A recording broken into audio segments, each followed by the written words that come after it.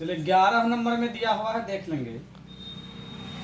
बिंदु 2, 3 एवं 4, 1 के बीच की दूरी निकालनी है। बीच की दूरी निकालने के लिए आप देख लीजिए, डायरेक्ट करेंगे ऑब्जेक्टिव बनाते समय हम यहां कर सकते हैं। बीच की दूरी निकालने के लिए अंदर रूट इसके पहले वाले में से पहले वाले को घटा करके स्क्वायर करेंगे जी।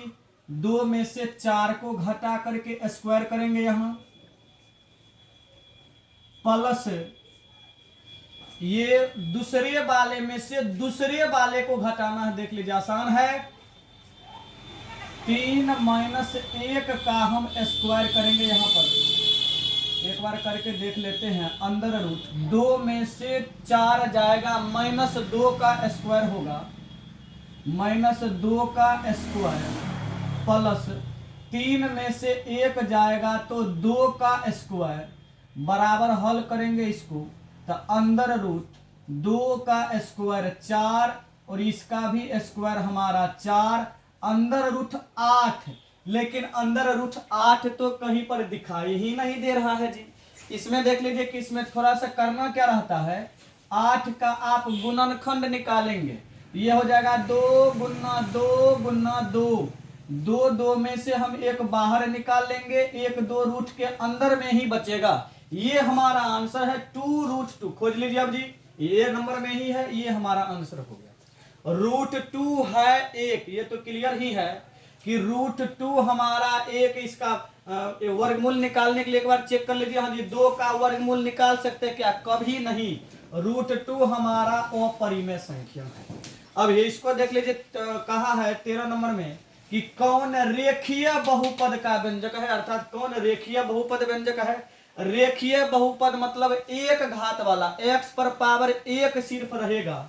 इसको देख लेते, इसको रहने दीजिए तब तक। इसको देख के जी x पर पावर 2 कभी नहीं होगा, द्विघात हो जाएगा, या ये तो बट्टा में x से कुछ होगा ही नहीं। इसको देख लीजिए, x पर पावर 2 कभी रेखिक नहीं हो सकता है। x पर पावर 3 त्रिघात है, या रेखिक नहीं हो सकता है। रेखिक में x पर पावर 1 होगा, अर्थात 2x - 5 हमारा सही आंसर होगा। रेखीय बहुपद व्यंजक हमारा ये इसको जरा ध्यान से देखिएगा। ये वाला सवाल आपको निश्चित रूप से पूछे ही जाते हैं। कहा है कि 2 समरूप त्रिभुजों की भुजाएं 4.9। यहां पर ध्यान दीजिए, आपको मालूम क्या है जी? भुजा मालूम है, निकालना क्या है? तो इन त्रिभुजों के क्षेत्रफल आपको निकालनी है। याद रख लीजिएगा, हम मान लीजिए ये हम आपको एक त्रिभुज बना दे रहे हैं यहां पर। इसका भुजा का बात कीजिएगा तो हम कहेंगे चलिए ये छोटा चीज ही है, और क्षेत्रफल का बात कीजिए बड़ा चीज है। मतलब छोटा चीज भुजा हमको मालूम है, अब बड़ा चीज हमको क्षेत्रफल निकालना है। जब छोटा मालूम है, बड़ा निकालना है, तो सीधा सीधा आप इसका स्क्वायर कर दीजिए। 4 का स्क्वायर हो जाएगा 16, अनुपात 9 का स्क्वायर हो जाएगा 81। इस चीज को ध्यान में रखिएगा। आंसर हमारा क्या हो जाएगा? 16 अनुपात 81, अर्थात सी नंबर। एक बार इसको फिर से हम बोल देते हैं। कभी कभी आपको भुजा नहीं मालूम रहेगा, क्षेत्रफल का अनुपात मालूम रहेगा, भुजा निकालना है, उस समय में हम उसका जो है वर्गमूल निकाल देते हैं। अभी हम इसका स्क्वायर कर दिए हैं। छोटा मालूम है, बड़ा निकालना है, स्क्वायर कीजिए। क्षेत्रफल मालूम है, छोटा चीज भुजा निकालना है, हम उसका रूट कर देते हैं। आगे में वैसा भी सवाल आएगा, हम उसको भी देखेंगे। वैसे आप समझ गए होंगे, यहां पर भी कहा है कि अर्धगोले के संपूर्ण सतह का क्षेत्रफल होता है। अर्धगोला एक बार देख लीजिए जी, ऐसा हमारा अर्धगोला होगा। देख लीजिए थोड़ा सा, ऐसा हमारा अर्धगोला, मतलब गेंद देखे होंगे आप, गेंद देखे होंगे। गेंद को आप 2 टुकड़े में बांट दीजिए तो 2 को आपको कटोरी के जैसे समझिए, यहां पर हाथ में आ जाएगा। अर्थात इसका जब निकालेंगे तो अर्धगोला का हमारा हो जाता है 2πr²। लेकिन ऊपर से एक वृत्त के जैसे भी यह बन जाता है, जिसका क्षेत्रफल हो जाता है πr²। दोनों को मिला देंगे तो 2 1 3πr² हमारा हो जाएगा आंसर। देख लीजिए 3πr² हो जाएगा। अर्धगोले के संपूर्ण सतह का, गोला पूछ देगा तो गोला का तो पूरा का पूरा गोला ही रहेगा, तो उसका 4πr² होता। आगे 16 नंबर में देख लीजिएगा, कहा है कि 44 मीटर वीवीआई सब है जी, सबको कॉपी कलम लेकर के आप निश्चित रूप से इसको बनाने का प्रयास करेंगे, इसको उतारेंगे। पढ़िए इसको, कहा है कि 44 मीटर परिधि वाले वृत्त की त्रिज्या होगी। 44 मीटर परिधि हमको मालूम है, अर्थात हमको देख लीजिए यहाँ पर हमको सी मालूम है। सी बराबर कितना मालूम है? 44। लिख दीजिए आप, सी बराबर 44 मीटर हमको मालूम है। सी बराबर फार्मूला क्या होता है? सी बराबर फार्मूला 2 पाई आर, परिधि है, हाँ चलिए वृत्ति है, 2 पाई आर बराबर हमको हो गया 44। आराम से कीजिए, आर निकालनी है, इस दोनों को भेज देंगे आप, बचेगा सिर्फ आर। 44 के इस साइड में 2 है, गुना में पाई भी है, गुना में दोनों आ जाएगा, बट्टा में हमारा पाई का मान हो जाएगा 22/7। इसको एक बार और जब आप कीजिएगा तो 44 ये है बिल्कुल ही नीचे में, बट्टा के बट्टा में है, ये ऊपर चला जाएगा।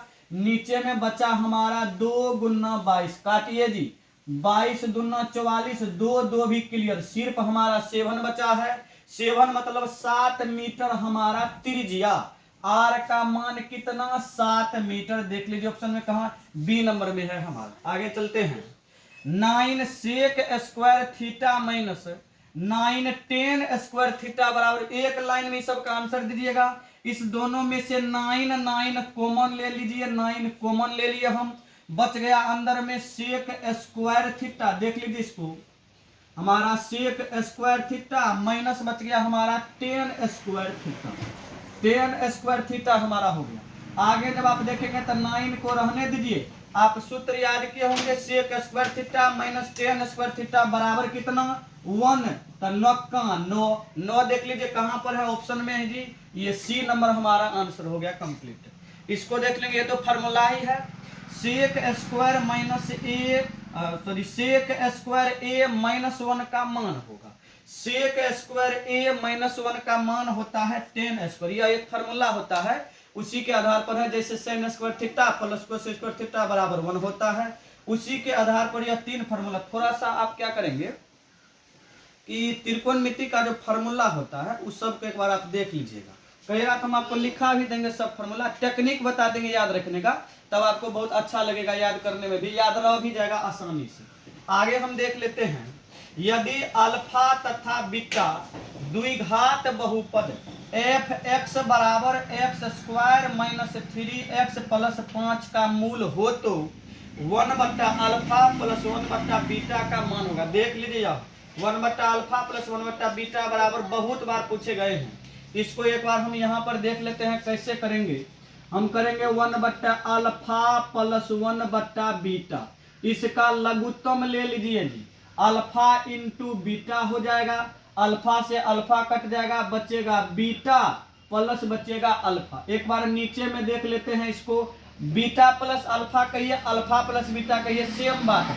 अल्फा प्लस बीटा का फार्मूला हो जाता है -b/a बट्टा अल्फा इंटू बीटा का फार्मूला हो जाता है c/a। ए को आप कैंसिल कर सकते हैं, यहाँ पर हमारा हो जाएगा -b/c। आप ए बी सी के मान को एक बार खोज लेंगे। यहाँ पर देख लीजिए, ए बी सी का मान ये एक्स स्क्वायर में जिससे गुना किसी से नहीं है तो 1 है, ये हमारा ए का मान हो गया, बी का मान हो गया हमारा -3, सी का मान हमारा हो गया 5, यहाँ पे रखिए बराबर -b। तो बी का मान एक बार देखिए, बी का मान हो गया हमारा -3 है, देख लीजिए। तो हम यहाँ रखेंगे -3 बट्टा में सी, तो सी का मान हो गया हमारा 5। तो माइनस माइनस प्लस अर्थात 3/5 हमारा आंसर आ गया। 3/5 देख लीजिए, ए नंबर में दिया हुआ है, ए नंबर में आप मारेंगे। इन सब सवाल को हल करते समय माइनस प्लस में थोड़ी सी परेशानी हो जाती है आपको, यहाँ पर थोड़ा सा ध्यान से करेंगे हम। ये कहा कि सभी वर्ग होते हैं, सभी वर्ग हमारे क्या होंगे? सभी वर्ग हमारे हमेशा समरूप ही होते हैं। समरूप या हम कहेंगे या सर्वांशण कर सकते हैं। सभी वर्ग हमारा क्या हो जाता है? सभी वर्ग हमारा समरूप होता है। वर्ग किसी भी तरह का बनाइए, ये देख लीजिए एक बार, हम ये छोटा सा वर्ग आपको बना रहे हैं, देख लीजिए कैसा आपको देखने में लग रहा है? इसी में एक बड़ा सा वर्ग हम बना देते हैं, इसको देख लीजिएगा। चलिए हम यहाँ पर नीचे में थोड़ा सा बनाते हैं, हम बड़ा सा वर्ग यहाँ पर इससे थोड़ा बड़ा सा वर्ग बनाते हैं। आपका साइज में छोटा बड़ा हो सकता है, लेकिन देखने में हमेशा सेम टू सेम ही ना लग रहा है जी। ये हमारा हमेशा क्या होते हैं, सभी वर्ग समरूप होते हैं। चलिए हम इधर चलेंगे। अब 20 नंबर तक हमारा क्लियर है। अब 21 में आ जाते हैं, देख लीजिएगा। ये सब सवाल बिल्कुल ही आसान से, ये सब लट्टू सवाल हम कर सकते हैं, जिसको बनाने में हमारा 1 सेकेंड भी गायब नहीं, मतलब नहीं खर्च होता। देख लीजिएगा, कहा 3 4 0 4 5 का बहुलक जो सबसे ज्यादा बार आया, जो सबसे ज्यादा बार आया। 3 एक बार, 4 देखिए 2 बार आया, सबसे ज्यादा बार 4, तो बहुलक हो जाएगा 4। ये तो पूछे ही जाएंगे। देख लीजिए जी, आगे कहा कि किसी घटना की प्रायिकता नहीं होती है। दुनिया में हमेशा प्रायिकता जो आपका आएगा वह 0 के से बड़ा या बराबर, और हमेशा प्रायिकता, चलिए हम यहाँ पर PA दे देते हैं, यह हमारा किसी घटना की प्रायिकता है। और याद रख लीजिए 1 से हमेशा छोटा ही रहता है या 1 के बराबर हो जाता है। कहने का मतलब हुआ कि प्रायिकता का मान कभी भी माइनस में नहीं जाएगा और कभी भी 1 से बड़ा नहीं होगा। कहा कि किसी घटना की प्रायिकता नहीं होगी। अब एक बार आप चेक करेंगे, 1 हो सकता है जी, तुरंत बताएं 1 होगा। 0 ये तो होगा ही, 0 और 1 के बीच में आ रहा है। माइनस वाला आ गया जी, माइनस वाला हमारा कभी भी प्रायिकता नहीं होता है, और यही नहीं वाला हमको पूछे हैं, इसलिए निगेटिव का आंसर है निगेटिव, यही हमारा आंसर हो जाएगा। -7 कभी नहीं होगा, 0 से छोटा हो ही नहीं सकता है प्रायिकता कभी भी, याद रख लेंगे आप इसको। अब कहा कि यदि √3 सेक थीटा बराबर 2 हो तो थीटा का मान, एक लाइन का यह है, देख लीजिए आप। हम कहेंगे √3 इंटू में सेक थीटा रहता है, हम कहेंगे यहीं पर एक बार यहाँ पे करके दिखा देते हैं आपको। सेक थीटा बराबर क्या हो जाएगा, 2 है तो 2 को आप रहने दीजिए। ये हो गया हमारा √3, गुना में इधर चला जाएगा भाग में, अर्थात 2/√3 हो गया। हम कहेंगे कि सेक थीटा बराबर 2/√3। सेक जो है कितना डिग्री का मान 2/√3 हो जाएगा, तो कौस का उल्टा होता है, कौस 60 डिग्री का मान आप देखेंगे तो √3/2 उसी का उल्टा हो जाता है ये। तो ये हमारा हो जाएगा कितना का वैल्यू, तो ये सेक 60 डिग्री का, सेक से सेक हमारा कैंसिल हो जाएगा, थीटा का मान बचेगा 60 डिग्री, आंसर डी हो जाएगा। चलिए ये 11/25 का दशमलव प्रसार, दशमलव प्रसार वाला एक बार हम आपको सिखा देते हैं, एक बार सीख लीजिए।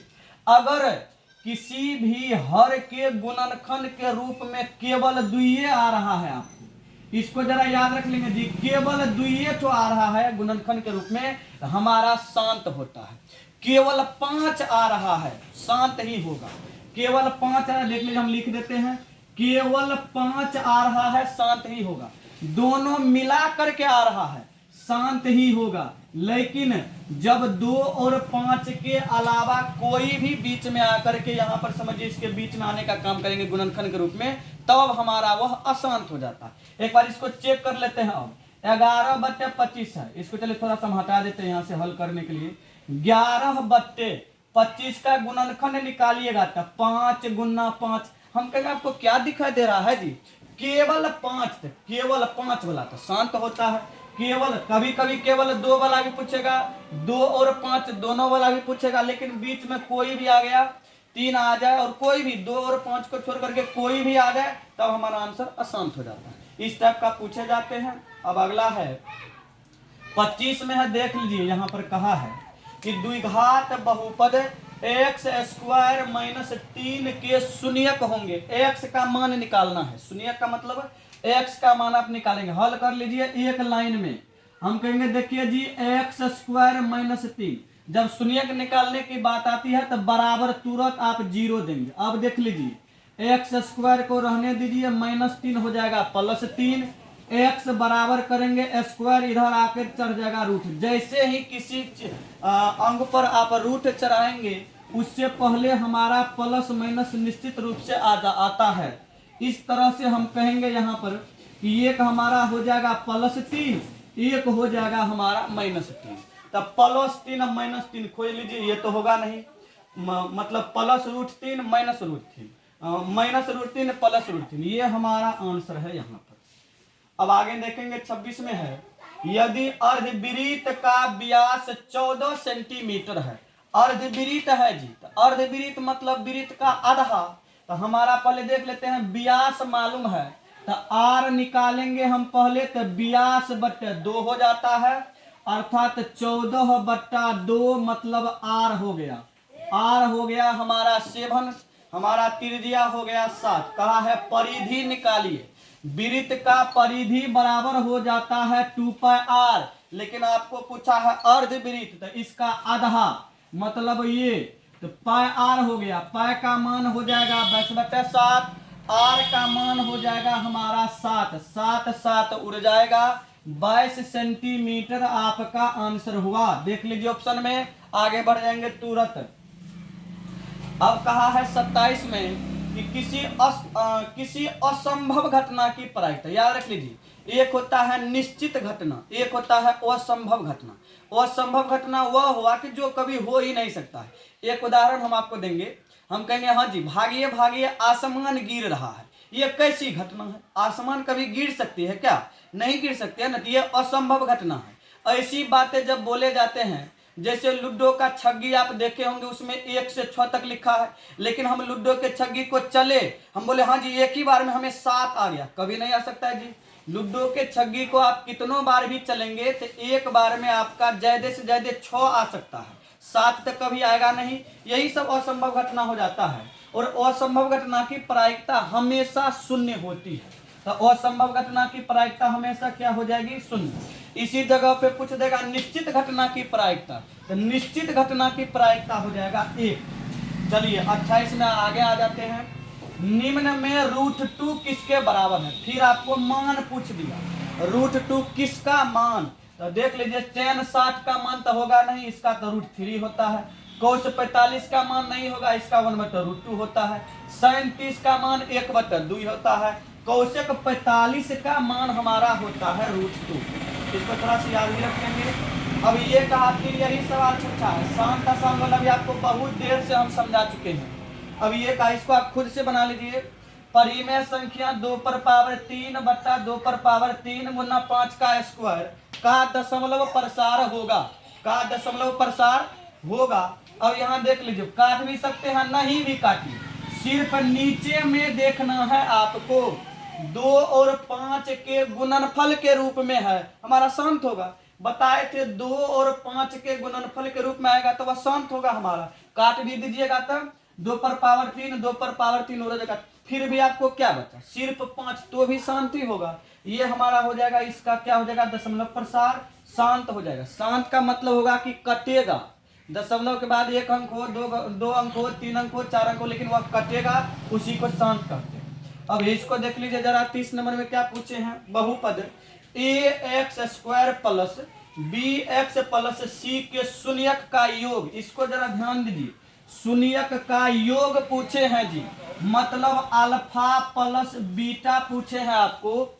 अल्फा प्लस बीटा बराबर सीधा सा फॉर्मूला होता है -b/a। इसी जगह पे पूछ दे कभी कभी शून्यक का गुणनफल, मतलब अल्फा इंटू बीटा, ये हो जाता है c/a। शायद इधर हम चर्चा किए हैं आपको कहीं पर भी, हाँ यहाँ पर किए थे चर्चा, कि alpha plus beta -b/a, alpha into beta c/a। आपको पूछा योग मतलब प्लस वाला, अर्थात -b/a। चलिए, विश्वास है आपको अच्छा लगा होगा, और आपके अच्छे नंबर के लिए इस वीडियो को आप जरूर देखें, और आपको अगर पसंद आ रही है आप अपने दोस्तों में शेयर भी करेंगे, आप अपने दोस्तों को कहेंगे कि आप इसको देखेंगे, आप लाइक भी कर देंगे थोड़ा सा। और आप देखिए, अब हम आगे के सवाल पर चलने का प्रयास करते हैं। अभी हमारा डिजिटल बोर्ड तो है नहीं, हमको मिटा मिटा के वीडियो बनाना पड़ता है, आप लोग निश्चित रूप से देखें। लेकिन हम आपके अच्छे नंबर लाने के लिए हम A to Z VVI सवाल दे रहे हैं, और हम हल करते हुए आगे बढ़ रहे हैं। देख लीजिए, आप भी वहां हल करते हुए आगे बढ़ेंगे, और आप थोड़ा सा ज्यादा स्पीड में हल कीजिएगा। हमको तो समझाना पड़ रहा है, हम आप वहां पर समझाएंगे किसी को नहीं, आप अपने से मतलब रखेंगे। हाँ, एक रिक्वेस्ट रहेगी आप लोगों से कि आप परीक्षा हॉल में कभी भी चोरी नहीं करेंगे, आप अपने मेहनत से काम करेंगे। चोरी कीजिएगा, समय बर्बाद होगा, नंबर नहीं आएगा। आप चोरी नहीं करेंगे, आराम से ईमानदारी से जो हो रहा है उसको आप बनाने का काम करेंगे। आपको मैथ में 100 ऑब्जेक्टिव रहेगा, जवाब देना है मात्र 50 का। हम आपको कह देते हैं, अगर हमारे ऑब्जेक्टिव को आप 2-3 बार बना करके कवर कर लिए हैं 1-2 दिन में, आप 50 में 50 आप वहां से मार कर कहेंगे। तब आप हमको बताइएगा कि नहीं सर आप सही बोल रहे थे या गलत बोल रहे थे। ठीक है, चलिए अब हम आगे के लिए अगला सवाल आपको फिर से हम देने का कोशिश करते हैं। चलिए।